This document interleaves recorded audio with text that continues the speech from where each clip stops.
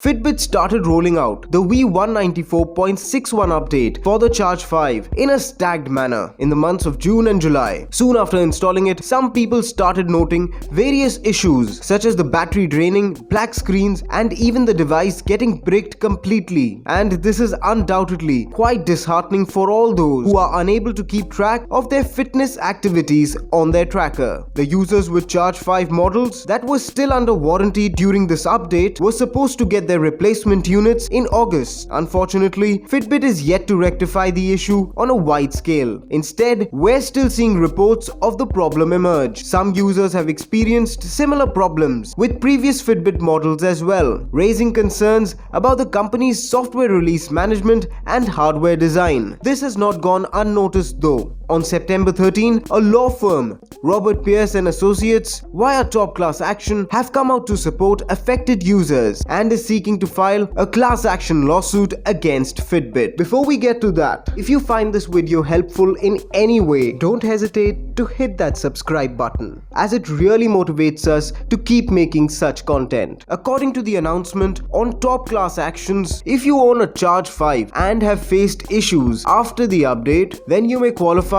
for a class action lawsuit. A Fitbit class action lawsuit could help consumers recover compensation for their ruined devices if Fitbit fails to take accountability for its faulty update. All you need to do is fill out the form on this page to see if you qualify for a free case evaluation. If you qualify, an attorney will contact you to discuss the details of your potential case at no charge to you. For more updates on this topic, you can check out our article linked in the description. We have more such videos on our YouTube channel, so be sure to check them out as well and follow us for more. Thank you for watching.